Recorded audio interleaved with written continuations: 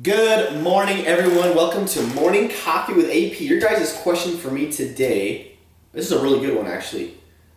Should you be doing free weights versus cable weights primarily when you're a beginner lifter? So welcome back to Morning Coffee with AP, guys. We got the man mug as always. One of these days I'm going to switch it up.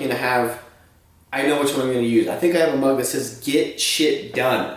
I'm all about that. I'm all about the hard work, and I love people that have a passion and a drive. And so, anyways, we're gonna get a new mug sometime. And also, you guys have been asking about the hats. I have hats and shirts and everything that just came in. If you want to grab one, shoot me a direct message. I'm gonna have that website up pretty soon here for purchase. It's gonna be so awesome because you guys have shown so much love and support. I'm super appreciative. And these are so badass. They got this on the front, got this on the back. They fit super well. So yeah, if you guys are wanting one, just shoot me a message or comment below. I want one, and we'll get you set up. But today's question: should you be doing free weights or cable machines when you're pretty much new to lifting, or even intermediate? Okay. So this is a very good question to me, and this is a lot of controversy, I think. And I'm going to share my thoughts on it today because I just think that it just really depends on the person. So what I love to do at first with beginner lifters, because they require such a small stimulus of workouts, meaning like the volume, how many sets and reps, and how many days you go to the gym and all that kind of stuff.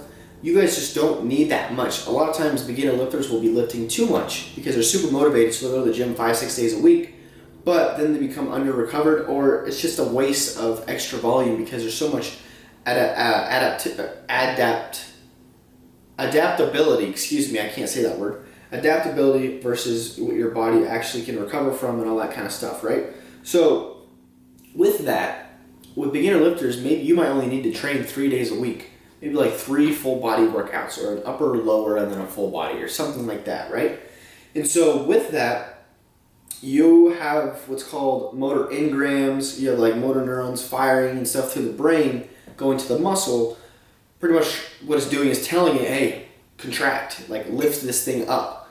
But when you're very first and new to lifting, you don't have the skill of understanding how to do it properly as well as like an intermediate or advanced lifter, right? The mind-muscle connection you maybe heard of, or just activating those what are called motor units on the muscle itself to fire so they contract properly.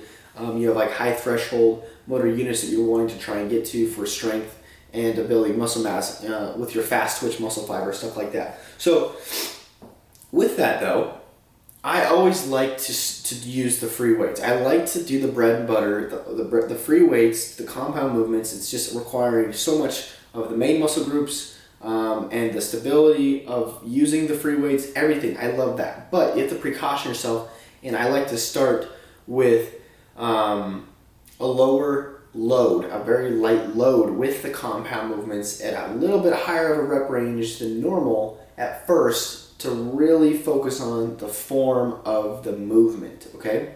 So I go back and forth if somebody is having trouble activating the muscles through a compound movement, then I might try some machines just so you're in a fixed position so that you might have a better chance of activating that muscle and then going back to the free weights. But if you can and you pick it up and you start learning the skill, always use free weights in my opinion, just because if you are going to, especially when you're a beginner, because you shouldn't be really focusing on a lot of isolation stuff when you're a beginner, because you just don't have any muscle in the beginning. You should be focused on the compound movements of just hitting everything and adapting those big movements for strength, hypertrophy, all that kind of stuff. So where am I going with that? So that's where I would start if you're a beginner lifter, is doing the bench, the squat, the deadlifts, or if you're using dumbbells, right? Like dumbbell bench. If you're doing heavier, I would do like pull-ups. I would do deadlifts, like I said, squats.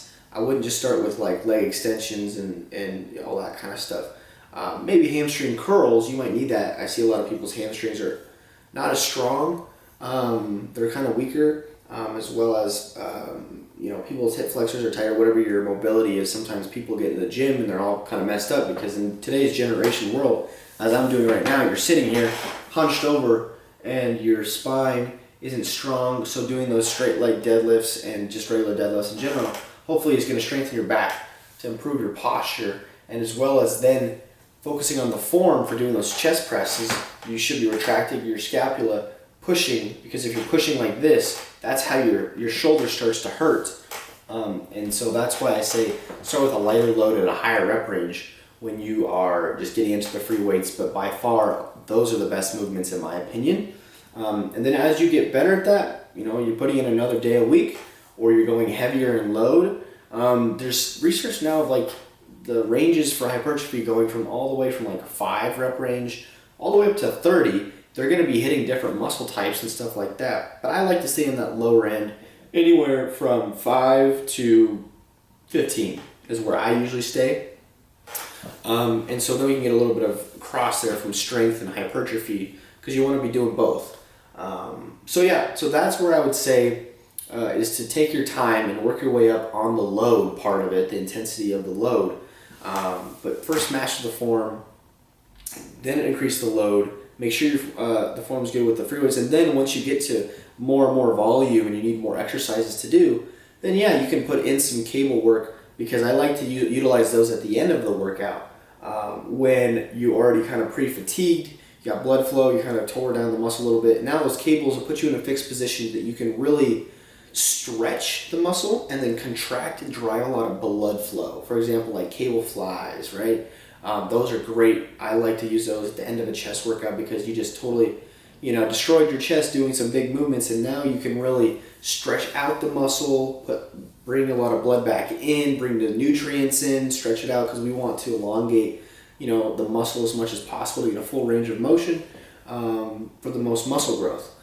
So that's kind of my opinion on that. Let me know if you have any questions, but definitely start there. Let me know how your progress goes. If you have any pictures, post me up or tag me on Instagram. My Instagram is AustinPaulsonFitness. I would love to see.